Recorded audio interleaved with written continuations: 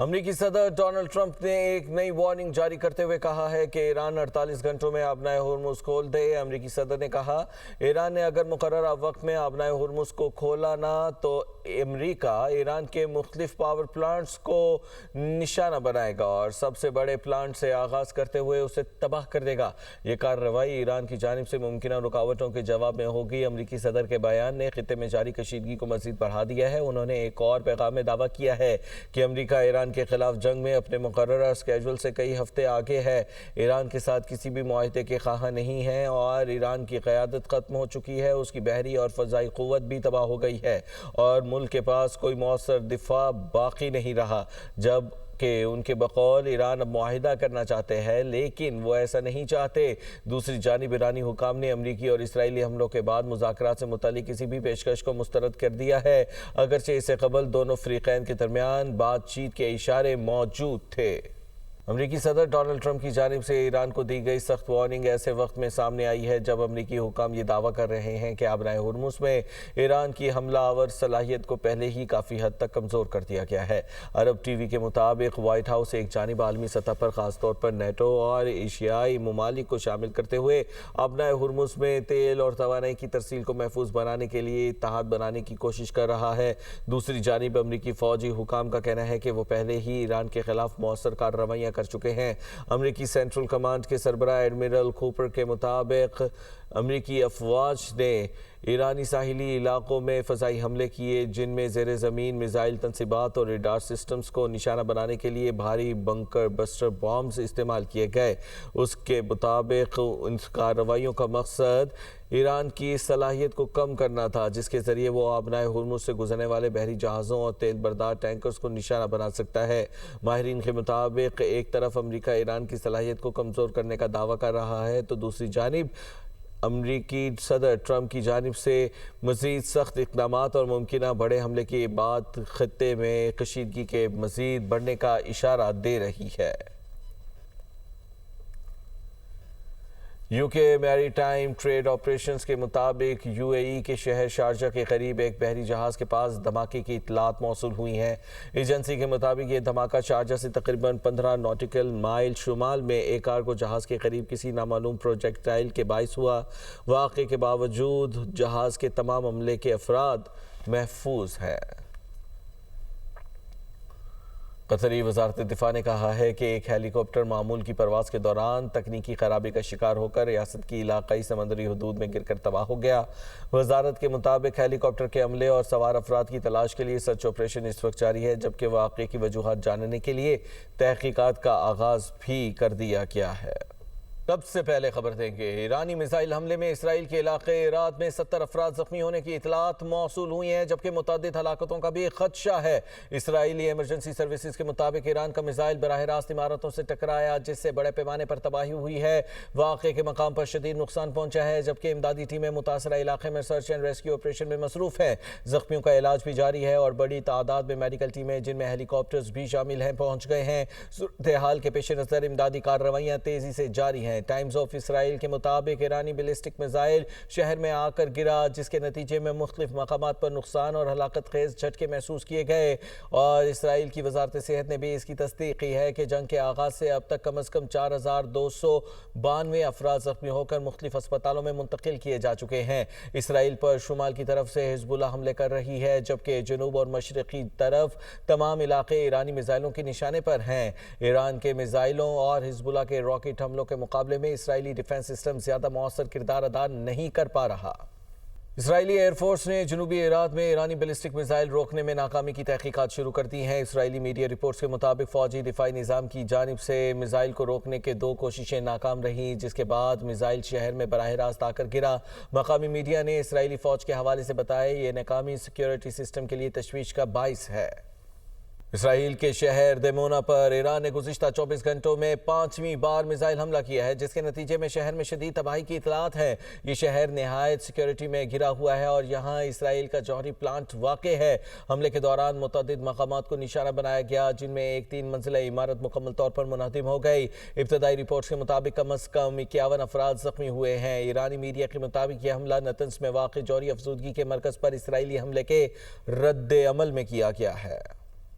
ڈیمونا سمیت جنوبی اسرائیل کے مختلف علاقوں کے لیے ایران کی جانب سے نئے میزائل حملوں کے خدشے کی وارننگ جاری کر دی گئی ہے، جن میں بیر شیبہ اور بحیرہ مردار کے بعض علاقے بھی شامل ہیں، اور رپورٹس کے مطابق ڈیمونا انتہائی حساس اور سخت سیکیورٹی والا شہر ہے، جہاں بعض علاقوں میں تصاویر لینے کی بھی اجازت نہیں ہوتی، خاص طور پر جوہری پروگرام کے آس پاس۔ تاہم حالیہ اطلاعات میں دعویٰ کیا گیا ہے کہ وہاں میزائل ڈیفنس سسٹم ناکام رہا ہے، جس سے یہ ظاہر ہوتا ہے کہ بڑے اور پیچیدہ وار ہیڈز والے میزائلوں کو روکنا اسرائیل کے لیے زیادہ مشکل ہوتا جا رہا ہے۔ مزید بتایا گیا ہے کہ ایسے میزائل بعض اوقات اپنے اندر متعدد سب میوٹیشنز بھی رکھتے ہیں اور جن کا اثر وسیع علاقے تک پھیل سکتا ہے۔ بعض اوقات 10 کلومیٹر تک تازہ وارننگ کے بعد اسرائیل کے جنوبی علاقوں میں رہنے والے شہری ایک بار پھر حفاظتی پناہ گاہوں کی طرف منتقل ہو رہے ہیں۔ IAEA نے کہا ہے کہ اسرائیل کے ڈیمونا جوہری پلانٹ پر ایرانی میزائل حملے کے بعد تابکاری میں کسی غیر معمولی اضافے کی شواہد نہیں ملے۔ ایجنسی کے مطابق اسے میزائل کے اثرات کی رپورٹس کا علم ہے، تاہم جوہری پلانٹ کو کسی نقصان کے آثار نہیں ملے۔ ماحول میں تابکاری کی سطح معمول کے مطابق ہے۔ IAEA کے ڈائریکٹر جنرل رافیل گروسی صورتحال پر گہری نظر رکھنے کی ہدایت کرتے ہوئے کہتے ہیں کہ خاص طور پر جوہری تنصیبات کے قریب زیادہ سے زیادہ احتیاط اختیار کرنی چاہیے۔ اسرائیلی ڈیفنس فورسز نے کہا ہے کہ ایران کی جانب سے طویل فاصلے تک مار کرنے والے میزائلوں کی تیاری خطرہ بن سکتی ہے۔ ایران ایسے میزائلوں کی آزمائش یا تیاری کر رہا ہے جو 4000 کلومیٹر تک ہدف کو نشانہ بنانے کی صلاحیت رکھتے ہیں۔ اس سے یورپ، ایشیا اور افریقہ کے درجنوں ممالک خطرے کی زد میں آ سکتے ہیں۔ ایرانی میزائل لندن، پیرس اور برلن جیسے شہروں تک بھی پہنچ سکتے ہیں۔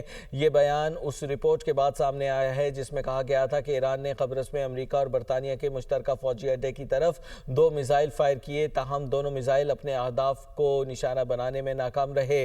بعض دفاعی تجزیہ کاروں نے اس دعوے پر شکوک کا اظہار کیا ہے کہ ایران واقعی اتنی دور تک مار کرنے کی مکمل صلاحیت رکھتا ہے۔ اس بارے میں کوئی حتمی آزاد تصدیق موجود نہیں ہے کہ ایران کے پاس اس فاصلے تک پہنچنے والے میزائل موجود ہیں۔ ایرانی پاسداران انقلاب کے ایرو اسپیس فورس کے کمانڈر سید ماجد موسوی نے کہا ہے کہ ایران کے نئے لانچ سسٹمز امریکہ اور اسرائیل کو حیران کر دیں گے۔ ایران کی نئی میزائل صلاحیتیں خطے میں طاقت کے توازن کو تبدیل کر سکتی ہیں اور ان نظاموں کی وجہ سے دشمن ممالک دنگ رہ جائیں گے۔ سوشل میڈیا پلیٹ فارم ایکس پر جاری پیغام میں انہوں نے کہا کہ ایران کی میزائل طاقت نے مقبوضہ علاقوں کے آسمانوں پر برتری حاصل کر لی ہے۔ رپورٹس کے مطابق ایران نے اسرائیل کے ڈیمونا پاور پلانٹ پر میزائل حملے کیے۔ ایران نے پہلی بار درمیانے فاصلے تک مار کرنے والے بیلسٹک میزائل استعمال کرتے ہوئے قبرص میں بھی حملہ کیا، جس سے یہ بحث شروع ہو گئی ہے کہ تہران کی میزائل رینج اور صلاحیت پہلے سے کہیں زیادہ اب بڑھ چکی ہے۔ امریکہ اور اسرائیل نے ایران کی جوہری تنصیبات پر حملہ کر دیا۔ ایران نے نیتنز جوہری تنصیب کو فضائی حملے میں نشانہ بنائے جانے کی تصدیق کر دی۔ خبر ایجنسی کے مطابق فی الحال نیتنز جوہری تنصیب پر تابکاری اثرات کی اطلاعات نہیں ہے اور نہ ہی اطراف کے علاقوں کے رہائشیوں کو کوئی اطلاع فراہم کی گئی۔ ایران کی جوہری توانائی ایجنسی کی نیتنز تنصیب پر امریکی اور اسرائیلی حملے کی مذمت، کہا یہ حملہ NPT معاہدے کی سنگین خلاف ورزی ہے۔ ایران نے بین الاقوامی ایٹمی توانائی ایجنسی کو حملے سے متعلق آگاہ کر دیا۔ IAEA نے کہا کہ نیتنز جوہری تنصیب کے مقام پر تابکاری کی سطح میں اضافے کی اطلاع نہیں، واقعے کا جائزہ لے رہے ہیں۔ روس کی ایرانی جوہری تنصیب پر حملے کی مذمت، روسی وزارت خارجہ کا کہنا ہے کہ نیتنز جوہری تنصیب پر حملہ عالمی قانون کی خلاف ورزی ہے۔ گزشتہ سال جون میں امریکہ نے ایران کی 3 جوہری تنصیبات پر حملہ کیا تھا۔ نیتنز، فوردو اور اصفہان میں تنصیبات کو نشانہ بنایا گیا تھا۔ تہران، اصفہان اور خارق کے مختلف علاقوں میں فضائی حملوں کی اطلاعات سامنے آئی ہیں۔ ایرانی خبر ایجنسی کے مطابق ان شہروں کے متعدد حصے فضائی حملوں کی زد میں آئے ہیں۔ اس کے بعد علاقے میں دھماکوں اور دھواں کی اطلاعات بھی موصول ہو رہی ہیں۔ تاحال یہ واضح نہیں ہو سکا کہ کن مقامات کو براہ راست نشانہ بنایا گیا ہے اور کسی جانی یا مالی نقصان کی تفصیلات بھی فوری طور پر جاری نہیں کی گئی۔ صورتحال کے پیش نظر سیکیورٹی اور ہنگامی ادارے متحرک دکھائی دے رہے ہیں۔ پیٹرول کی قیمت میں 76 اور ڈیزل کی قیمت میں 177 روپے اضافہ مسترد۔ وزیر اعظم کا پیٹرولیم مصنوعات کی قیمتوں میں مزید اضافہ نہ کرنے کا اعلان، کہا کہ اپنے اخراجات میں سے 69 ارب روپے کی بچت کر چکے ہیں۔ عید کے پرمسرت موقع پر قیمتوں میں اضافے کو مسترد کیا۔ بجٹ میں کٹوتی کر کے عوام کو پیٹرولیم مصنوعات کی قیمتوں میں ریلیف فراہم کرنے کا فیصلہ کیا ہے۔ قوم سے خطاب میں انہوں نے مزید کہا کہ خطے میں توانائی تنصیبات پر حملوں نے صورتحال تشویشناک بنا دی ہے۔ عالمی منڈی میں تیل کی قیمتیں آسمان سے باتیں کر رہی ہیں۔ گزشتہ ہفتے یعنی 13 مارچ کو عالمی منڈی میں تیل کی قیمتوں میں ایک بار پھر نمایاں اضافہ ہوا۔ اس عالمی صورتحال کے پیش نظر مجھے پٹرول کی قیمت میں ایک مرتبہ پھر 50 روپے فی لیٹر اور ڈیزل کی قیمت میں 74 روپے فی لیٹر اضافے کی تجویز دی گئی، مگر میں نے اس تجویز کو مسترد کر دیا۔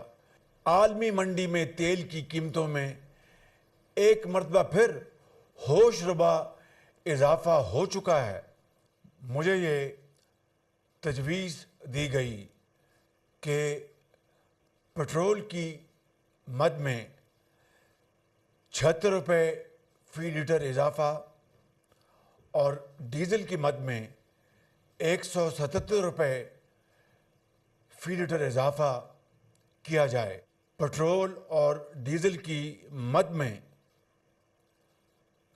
قیمتوں کے ہوش ربا اضافے کی تجویز کو مسترد کر دیا ہے، لہٰذا ایک مرتبہ پھر وفاقی حکومت رواں ہفتے کے اضافی اخراجات برداشت کرے گی، جس کا حجم تقریباً 45 ارب روپے بنتا ہے۔ گزشتہ 2 ہفتے کے دوران عوام کے اجتماعی مفاد کے پیش نظر وفاقی حکومت پٹرول کی قیمت میں اب تک 127 روپے فی لیٹر اور ڈیزل کی قیمتوں میں 252 روپے فی لیٹر اضافے کو روکنے کے لیے اپنی بچتوں اور ترقیاتی بجٹ میں سے 69 ارب روپے کی خطیر رقم خرچ کر چکی ہے۔ توانائی تنصیبات پر ہونے والے حملوں نے اس صورتحال کو مزید خطرناک بنا دیا ہے۔ اس وقت عالمی منڈی میں خلیجی تیل کی قیمتیں آسمان سے باتیں کر رہی ہیں۔